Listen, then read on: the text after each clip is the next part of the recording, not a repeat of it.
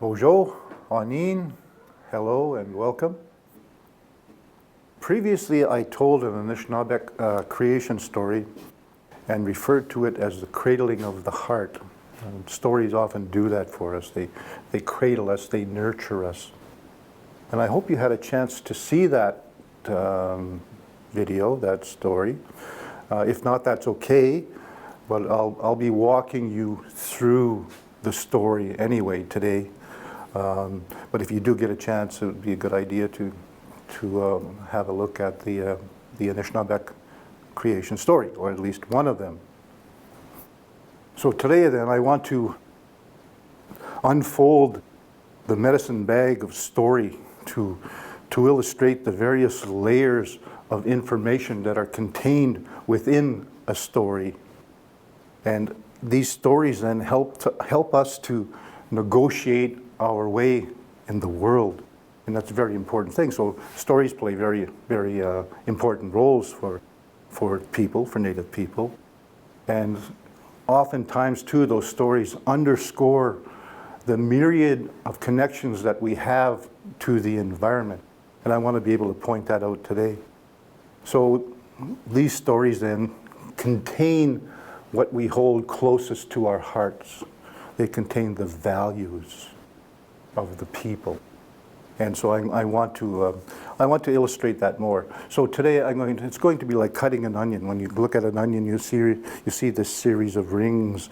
Well, I'm going to try to take you into those rings, to have you see the various rings within a story and how those reflect what the people believe and what they hold close to their hearts. So with the story then that I told last time, the creation story, it's just one. There are numbers of creation stories, even within Anishinabek culture. There's numbers of creation stories. There's nothing wrong with that. The major point or points are contained within those creation stories themselves. So they're bigger than just one story often. Sometimes creation stories are told in numerous times, in numerous places, and told in different ways, or different stories. And some are creation stories, and some are even recreation stories. But today I want you to have a better view, perhaps, of what is actually inside a story. So the creation story I told last time then started out talking about absolutely nothing, that in the beginning, in a time before times, or a time before time, there was absolutely nothing. And in this part of the story then, the story wants to emphasize the fact that there was such an emptiness, such a vacuum. And in that nothingness, though, however, was the Creator. And a symbol for the Creator is a circle like this with a dot in the center. I'm going to be referring to this diagram from time to time as well. This diagram is basically the story, the creation story that I told last time. Native peoples, and particularly Ojibways, or often Ojibways, we, or Nishnaabeg, we often drew pictures, pictographs and petroglyphs. We often did that. There's many around Lake Nipissing here, and throughout Ontario and most places where Ojibwe people live. We have been using pictographs since our beginnings. And they are a way to help us to remember stories and to record stories. So in that way too then, I use these pictographs to help understand and remember the story. And one of the symbols you will often see represented by Native people, and not even just Ojibwe. It's very interesting to see that, because you can actually see this same symbol across cultures. I've seen it across Native cultures, and I've also seen it sometimes in non-Native cultures. So it's a very sacred symbol, and it's been around a very long, long time. And so that's what this is then. It's a circle within a circle. So basically that's a statement that's talking about the Creator, that the Creator is both inside you and at the same time, the Creator is all around you. So the Creator is everywhere. And so in the beginning then, in this story, the Creator has a vision, and the vision is very good. And the vision is very good. And that's another thing you'll hear in stories as well, not just this one, that there's often repetition. The orator will often reiterate numbers of times or repeat numbers of times certain phrases, such like in that creation story that I told. I often talked about or said that the Creator did something with great love and great intention. Great love and great intention. And sometimes people wonder, how come through a story we keep hearing these words or these phrases repeated over and over again? And part of that is to do with, and the desire for, to have that story encased as like a prayer. We all know how prayers are in cultures. People use prayers all the time to pray and invoke the Creator that they know. Well, in story, that's what story does. It has that repetition to it because it wants to emphasize, if nothing else in particular, those two words or those two phrases. In this case, it's about love and intention. That the Creator has great love for us, and that wants to be emphasized. And the Creator had great intention and has great intention, and that has been revealed to us.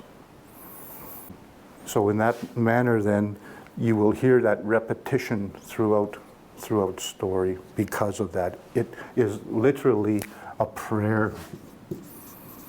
The story becomes prayer in that way.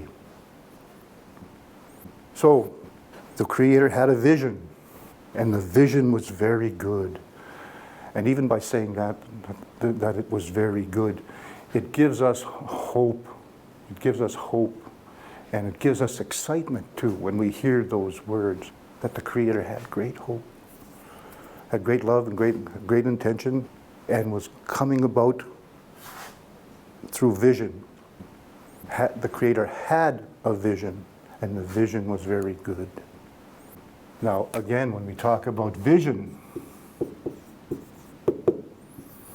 this is a primary function, is a primary thing that Native people utilize in our daily lives, and we're encouraged to do so, and we're encouraged by the Creator, and we're encouraged in this story.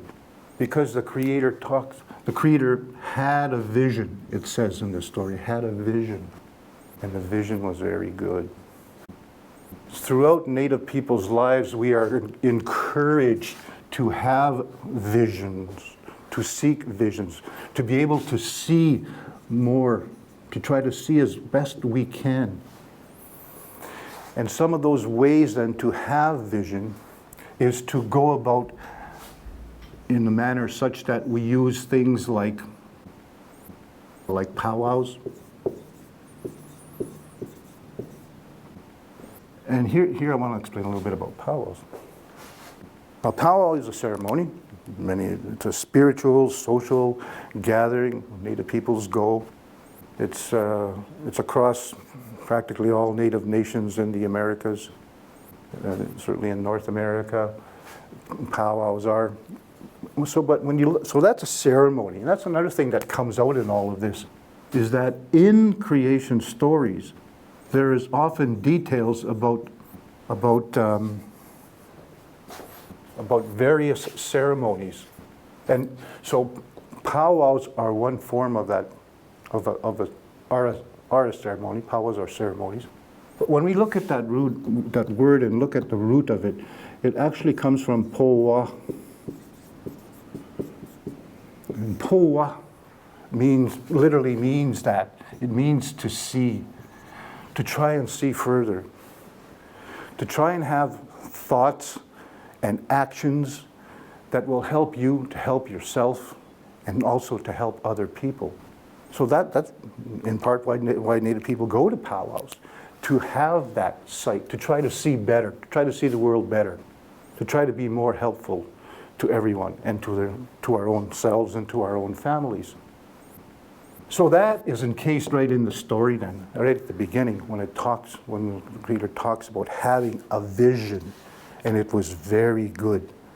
So the potential for everything was coming into being, and was coming into being by the Creator. And so as we go on in the story, and if we use this diagram again a little bit, so the Creator brought forward this vision, and this vision began with a sudden flash of light and at practically the same time a rumbling sound. And this was the beginning of the sights and sounds and the energies of the universe that was about to be created. So this flash took place, a rumbling sound. And on this diagram here, lightning, and then this is a symbol for sound. Rattles amongst Native people are used often in ceremony. They're our way of replicating Mother Earth's sounds, but also too, they can have the same sense as that of rain, as the sound of rain, of tinkling of rain. There are different kinds of rattles and so on that have different kinds of sounds, but some of those rattles also invoke that sense of rain, the power of water. And so that was the beginnings. That was the beginnings of not necessarily human beings yet. Human beings are not even in the picture yet. But this is the beginning as the Creator was bringing it about. And so as that took place then, planets began to happen, stars began to pop up all over. They began to form in different patterns and shapes. And there began to be large clusters of these stars and planets, and what we know of today as galaxies and constellations. We are ourselves here in a galaxy, human beings we are in the Milky Way galaxy here. So a long time ago, in the beginning, there was this taking place. So some of the smallest things known to human beings later came into being, and as well as some of the largest things that we know of even today came into being, such as those constellations. And another thing that is happening in this story at that very same time is that we're beginning to see philosophies or ideas coming into place here. And so when the Creator begins to make these stars and these planets, there begins to be noticed that many things in this universe are happening in circles and cycles, just as the stars are, and the galaxies are. Many of the things that were taking shape were taking the shape of spheres, of circles. So in a physical sense, many things were circular, but also too in regard to how things work and how things repeat themselves, we find that moves in a circle as well. That something takes place, it carries on, it evolves, and it comes back again. And so that's how I'm attempting here to show you the philosophies that are integrated into these stories. So as that took place then, the Creator carried on.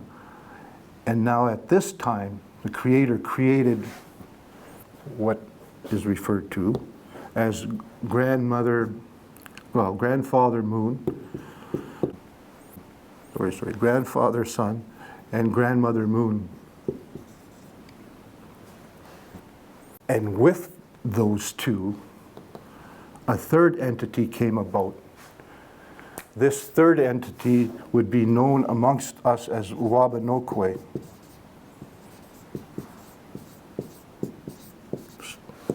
Waba Nokway.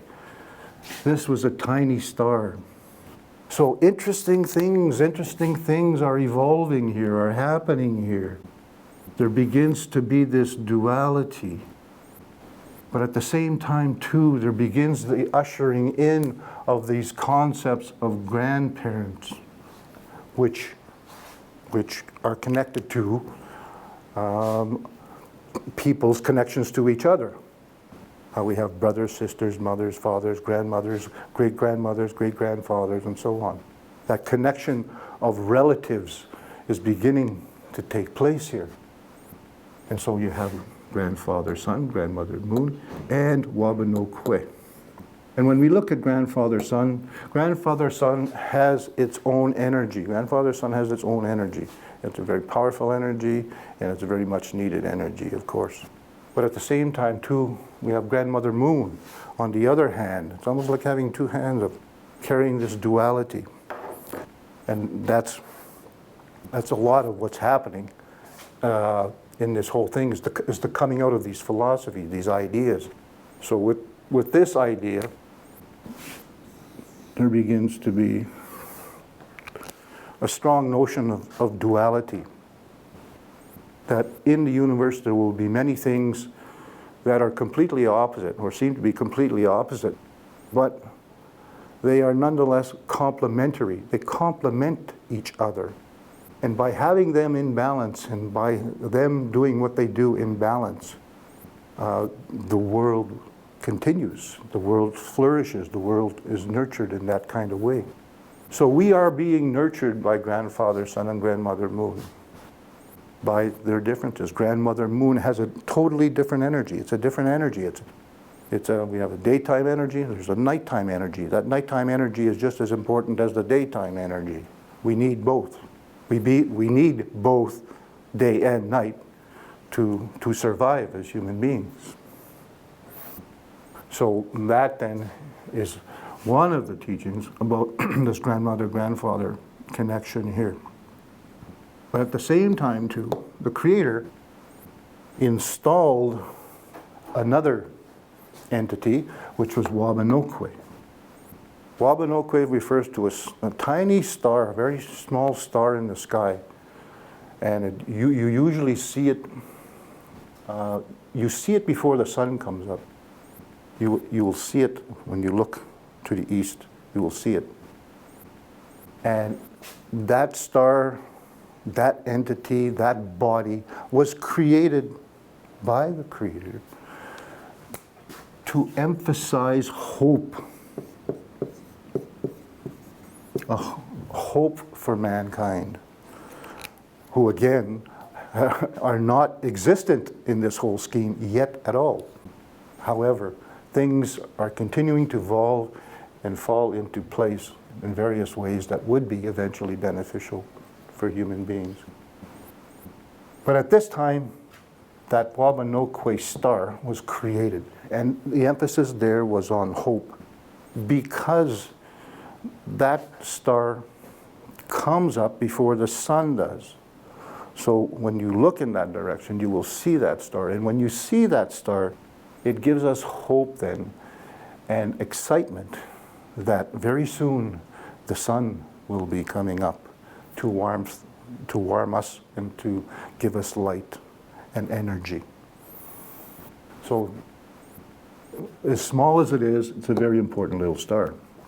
And another teaching that goes with that, there's layers of teachings, another teaching that goes with that is that in all of this creation of universe, there's that concept that it doesn't matter how big you are. If you're big, that's fine. But two, there are things that are very small. And sometimes we overlook those things that are smaller, and we tend not to take them, we take them more casually, per se. The teaching here is that It doesn't matter how small you are. In some cases, many things we even to this day, we can't see with our eyes. We know they're there sometimes, but we can't see them. We see the larger things in our lives. But it is emphasized here that it is important to try and see even the smallest things and try to learn about those things that we can't even see, that they might be so small. So there's that balance then, that balance is happening there between large things and small things. Our world is full of larger things, smaller things.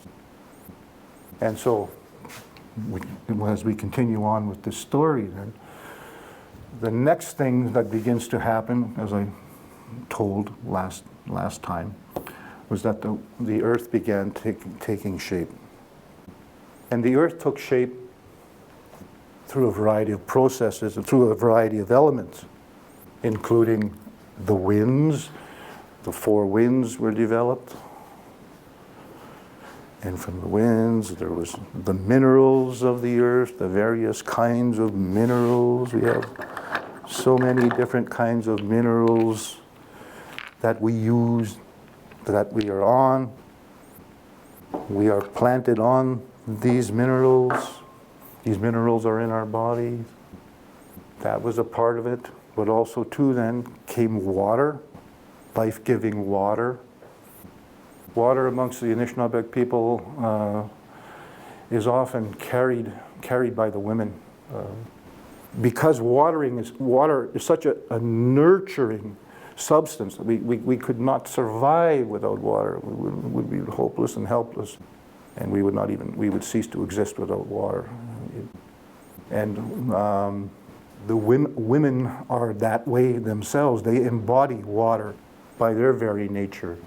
They are very nurturing people.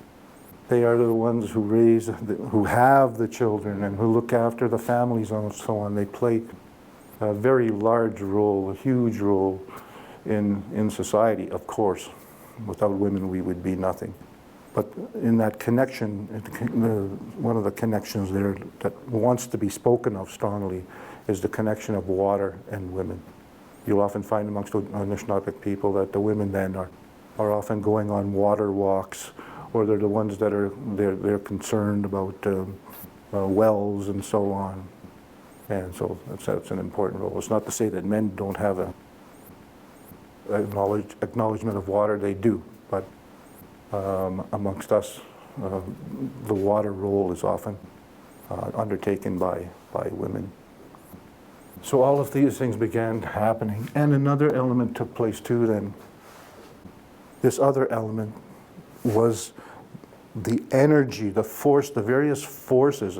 And often these forces can be unseen by human beings, but are there nonetheless.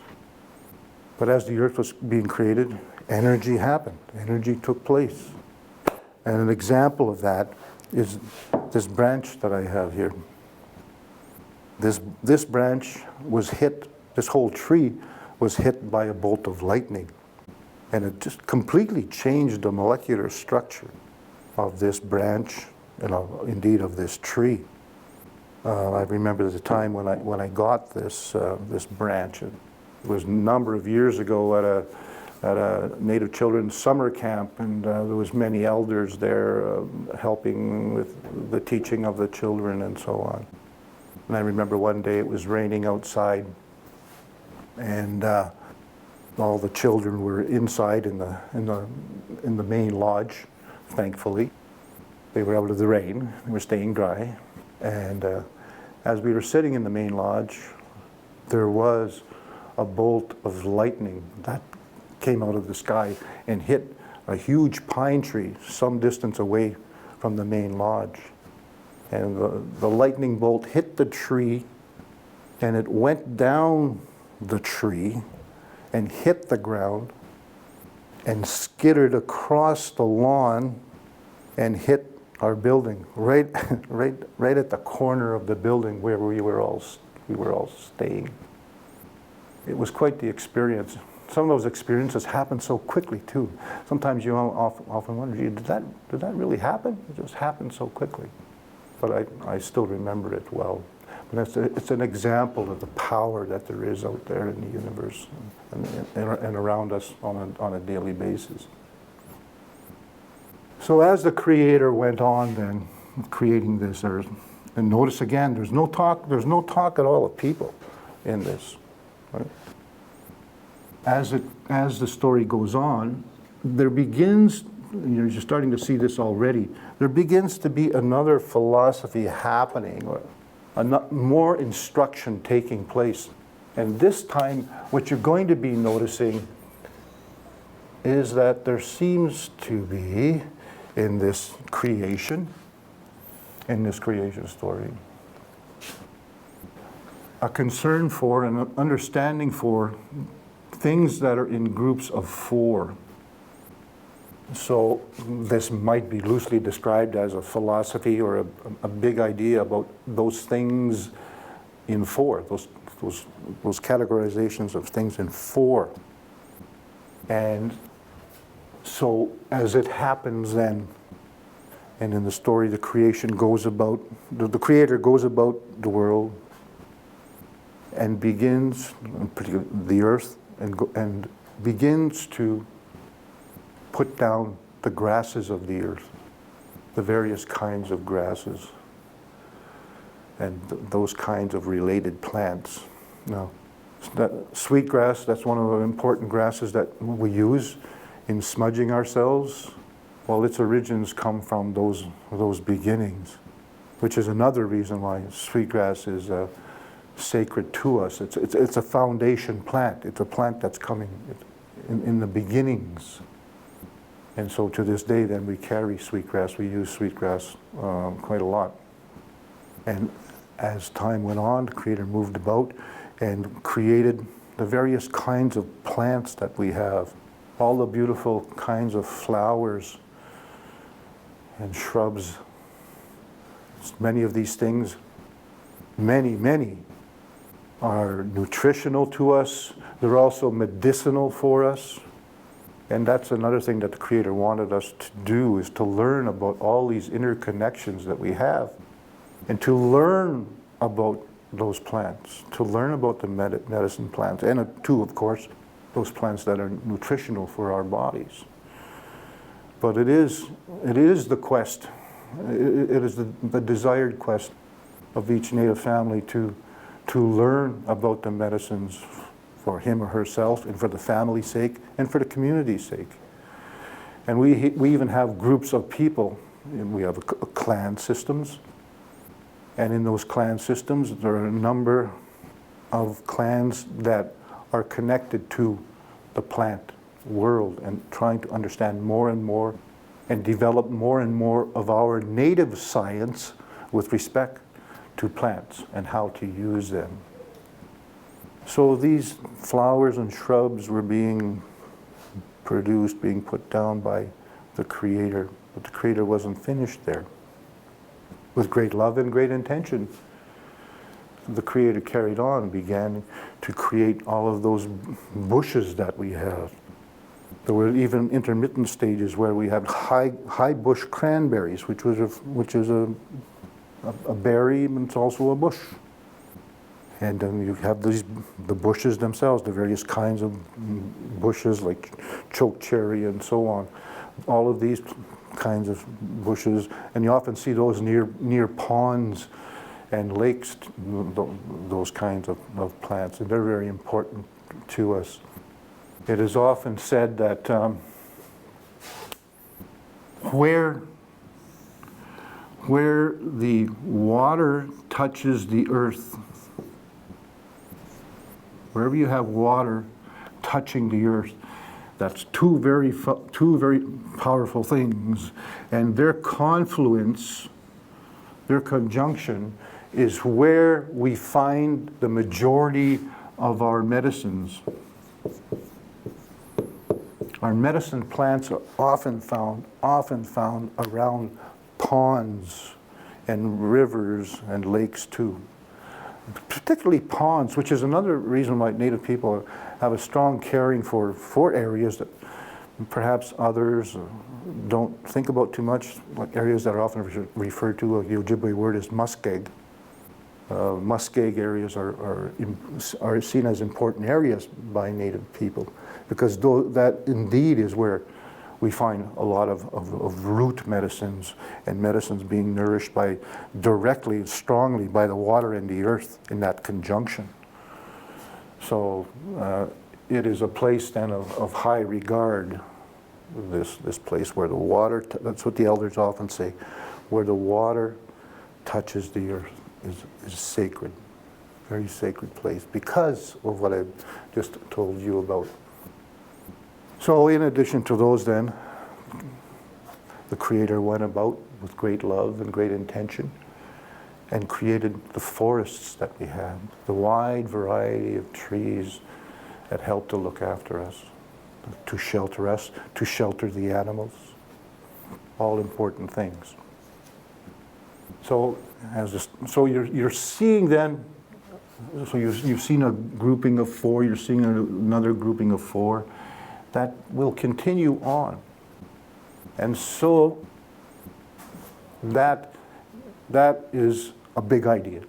For Native people, we feel that is a major philosophy to come to terms with. And that doesn't mean that we only see things in terms of 4, that we ignore other groupings, such as things in 6 or 7s or 8s or 12s or 200s. No, it's not that. We understand there are many different kinds of groupings on this world, and we look at those and study those. But too, and through our creation story and through attempting to understand the world better, we have come to use this kind of categorization to help us remember our stories and to remember our teachings. So it's a convenient way to quantify your place of being. It's a good way to look after yourself and to study things by studying them in terms of that. So the Creator continued on in the story and began to create all of those creatures that inhabit the waters that were created on this. The various kinds of swimming animals, fish, and all sorts of other kinds of animals that had various kinds of ways of moving about in that sacred water. And after that, the Creator created those things, those creatures, those sentient beings that move about on or in the ground, that move about in a curving kind of way, a meandering kind of way. All of those animals that take care of the soil, or live inside the soil, or live directly with the soil, and move about in those kinds of ways. And further to that then came the legged ones, all those creatures that move about on top of the earth and move about with appendages, with legs, and inhabit the forests and the marshes and all of those places. And last but not least came the winged ones, the various animals, birds and so on, that use the air as a way of moving about. So you have animal connected to each of different elements of air and water and minerals or earth. And so again, then you have that quadrant happening there. Partly, again, to help us remember who we are and to remember more specific things. And to make our world more ordered and less in chaos. Often we can look about this world and it may look to be chaotic at times, and sometimes it is chaotic for us. But in these teachings and in creation stories, these creation stories help us to move away from chaos and have a better understanding of order and placement and time. The Creator has now created time for us, time and space. But the Creator wasn't done yet. And again, I emphasize, you don't see anything here with regards to human beings yet. So, in this latter part of the story that we're coming to now then, the Creator moved about the world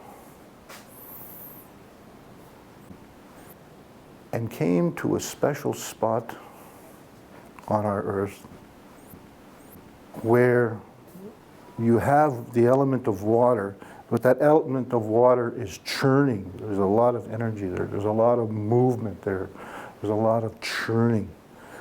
And there's foam that even takes place from that water banging against the rocks. You often see the clumps of foam. And so the Creator went to that spot where there was that kind of happening and that kind of energy, and took some of that white foam and placed it in a small shell. And here's where we introduce this concept of the shell. It's very interesting that Ojibwe people or Nishnabek people have this shell because we are traditionally, our homelands are around the Great Lakes. All of the Great Lakes basically is where you have the lands of the territories of the Anishinabek people. And we don't per se really have this kind of shell. This is a seashell that comes from the sea, obviously. The seashell comes from the sea. But it's integrated right into the middle of the story, and it plays an important role. I know it's a tiny shell.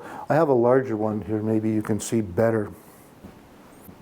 This is of the same family, so you can have a look at that. So with that then, the Creator used that shell as a container, a containment, a container, a special container, and placed that white foam very carefully, tapping it, tap, tap, tap, very carefully, with great love and great intention into that shell, and nurtured that shell, carried that shell, this container, and carried on, and moved about this earth, and came to another place where at that time of day the sun was coming through the trees at a special angle. It was because of that particular time. It was able to cut through the trees and be seen all the way down to the soil. And there were trees, there were many trees, but there was also trees that had barks. And one of those trees had a yellowish bark, just like this. It says yellow birch. And so that sun lit up those trees, and it lit up those trees, and in particular lit up the yellow birch, and that's why it's called yellow, because it is actually yellow. But the sun, when the Creator was there, the sun just really brought that all out. And even some of the trees that weren't yellow looked yellow because of the power of the sunlight. And with great love and great intention, the Creator took some of that bark then, this very humble substance of bark, and with great love and great intention used that shell and tapped it in there very carefully and carried on. And moving about this great new earth, the Creator came to a place where there was a cliff. It was a very large cliff. You could see it. As you're coming toward, you could see it. It sort of rose up and went across and had a steep edge to it. And there were other chunks of that red rock. And the Creator picked up that red rock. And this is an example of red rock. Picked up that red rock, and with great love and great intention, tapped it into the shell. But the story is not over. The journey is not over. Towards the latter part of the day, when it's getting to be near dusk now, The Creator came to a spot where there was a massive amount of energy that took place there. Something like this happened. Something like this happened. Where you get this blackness, where it's evident that there was a strength here that was so powerful it could change the environment in major ways. And with great love and great intention, then the Creator took some of that blackness and put it in the shell with great love and great intention, and then took the shell and with the breath of life, the breath of the Creator, blew into that shell and created the first human being. And so that, in essence, is the creation story. But what I'm trying to show you here is the various kinds of teachings that are around that. So what you can see by what I've told you so far, I think, is that human beings have had a very humble beginnings. And we were not put on a pyramid at the top of the pyramid. We were just a small part of it. We were a small part of it. We didn't begin anything. There was nothing really spectacular in certain ways about who we were or how we came into being. We have very humble beginnings. And this story then teaches us that as well. One of the reasons why that is, the story is the way it is because it shows that humble beginnings of bark and of foam and of rock. Humble things. But that is our roots.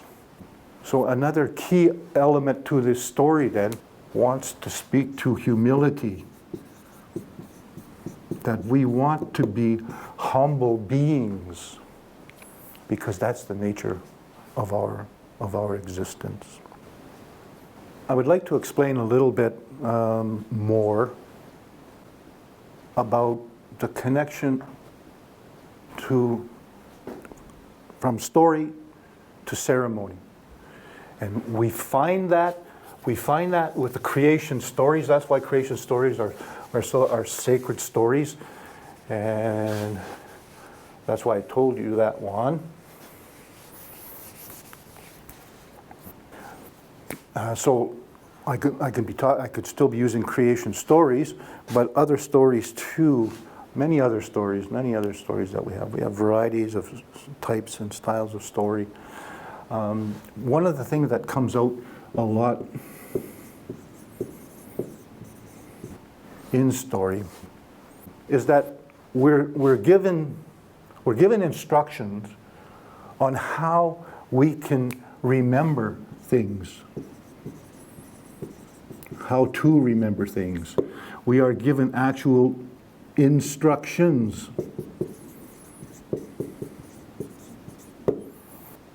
And as you saw in the teachings of this, we are taught to be humble and to honor all that is, to honor all of creation, and to look for those connections. One of the biggest things that happens in those stories, and particularly in creation stories, is that you get this myriad of connections all the time. It's talking about connections all the time. And the story wants us to learn about those connections. It wants us to honor those connections. And so there's instructions then embedded in the stories to help us with this, to help us remember our roots and our beginnings and our way of life. So when we look to ceremony, then I mentioned it briefly earlier on when I was talking about the story, the vision aspect. We are taught by the Creator to try to see in a larger way. Yes, physically to see, but to try and see almost, if you might want to describe it as spiritually, or to try to see the ineffable, try to see things bigger than what we know them on an ordinary basis. And so in the stories, then we are encouraged to have visions. And for Native people, dreams are an important place for us to have vision.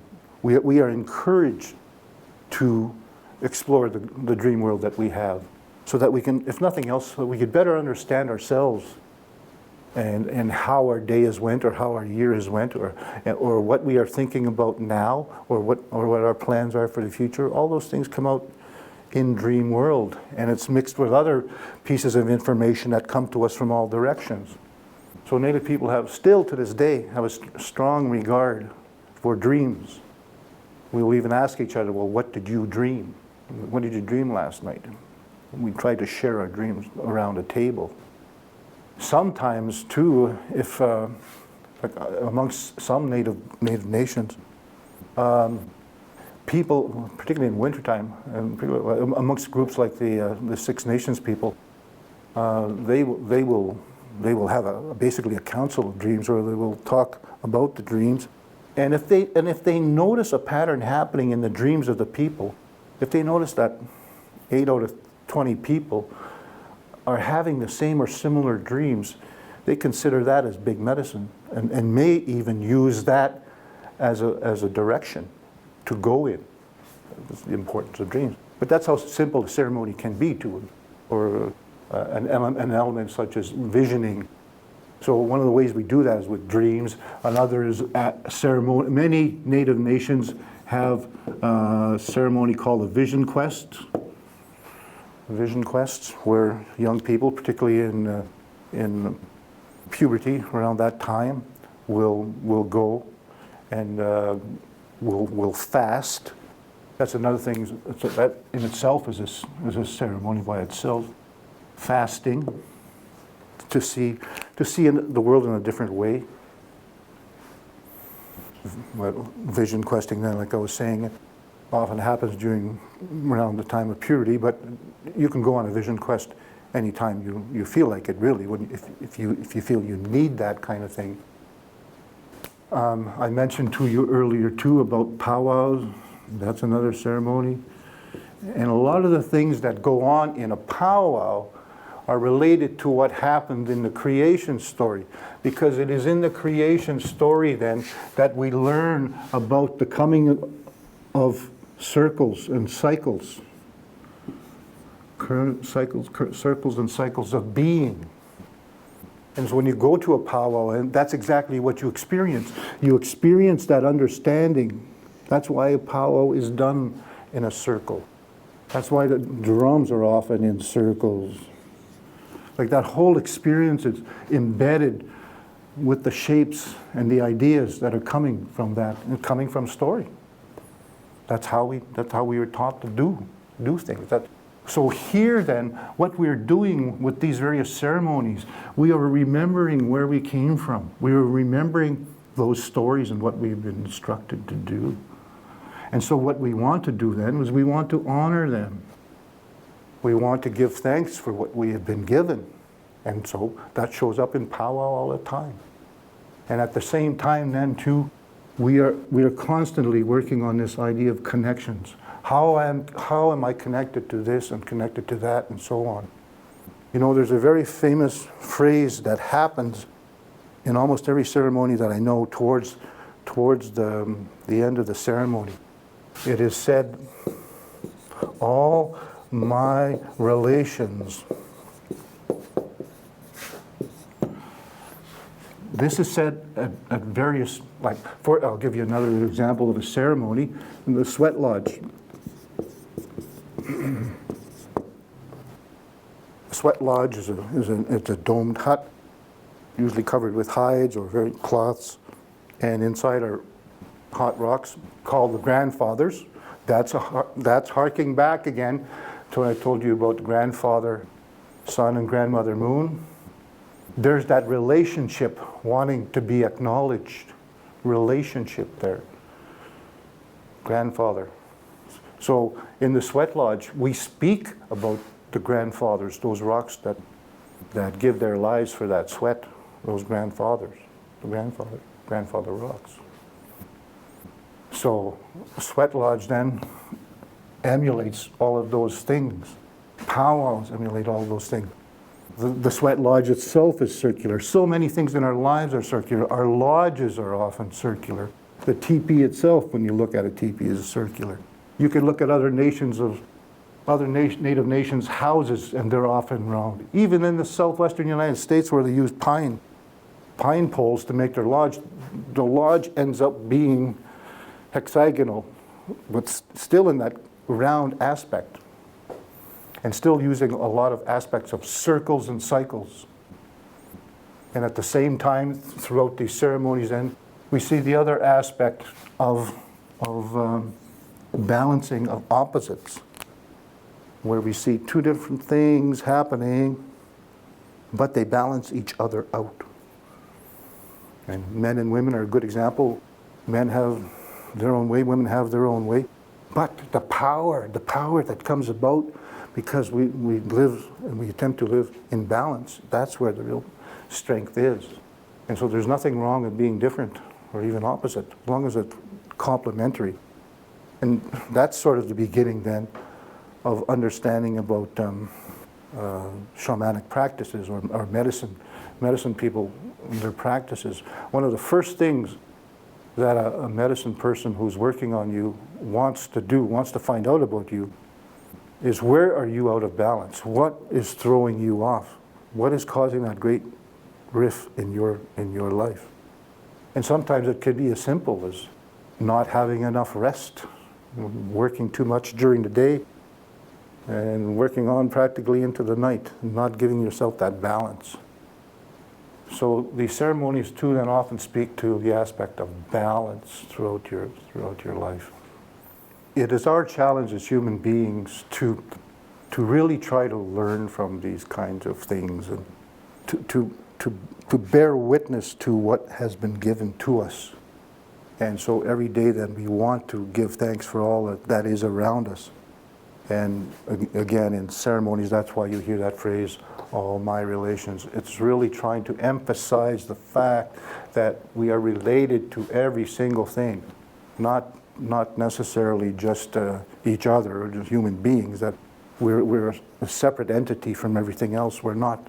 Everything is all connected.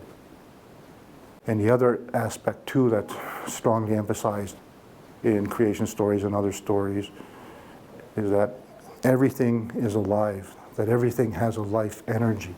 Because it started with the Creator. It was imbued by the Creator with spirit, with sacredness.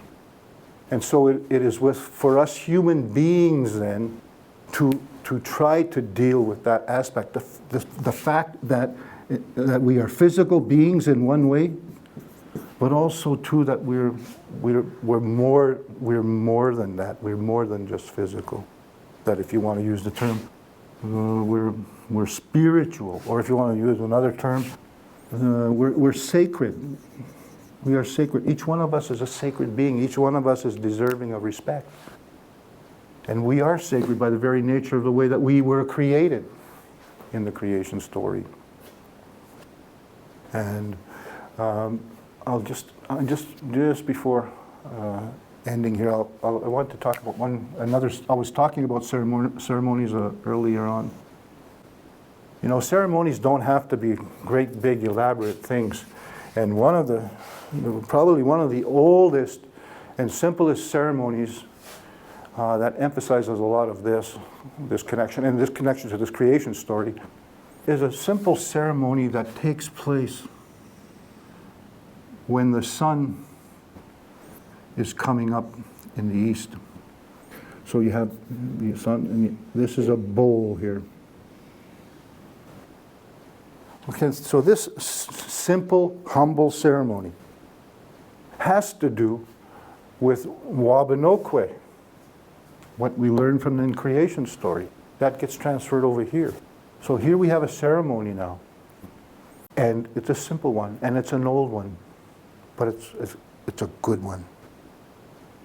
And so at the beginning of the day, before the sun is even up yet, and we know that Waba Nokway is there, what Native peoples do is they take a bowl of water and they sit here. You have a bowl of water and you have the earth. And you pray. Prayer is another form of ceremony in its own way. And we saw already that prayer is contained within there through the repetitions that took place in that story. And in this ceremony, the person sits there before. You need to be there before the sun comes up. You don't. The ceremony's done if you're there after the sun's already up.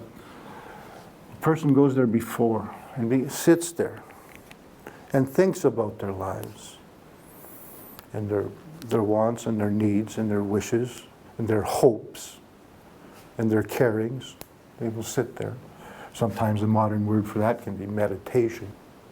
They meditate there for a while and sending out their hope, petitioning their hope to the universe for a good day, and have this bowl of water. And so as the sun is coming up, then they are saying what they want to say. It becomes a prayer. And the ceremony takes place as the sun is coming up, and after the sun has risen, then when the sun is fully up and it has left the earth, sometimes they refer to that as the sun leaving the earth. As the sun rises up, then the individual will drink from that bowl of water, and that water will be considered sacred because it has become a part of this whole connection here. So a very simple but very powerful ceremony. Individual petitions and asks for and prays, thinks about, develops ideas, and drinks the water, the sacred water. And that sacred water is good enough as any medicine in the bush or wherever to be a part of this ceremony. That's how simple ceremony can be. And that's connecting again back to Waba Nokway. So I hope this was a help to you, and Gchi-miigwech for taking the time to listen to me. And I would like to just simply close as we often close when we are ending a ceremony. And that is with this phrase, all my relations. So thank you very much for being here again, and goodbye.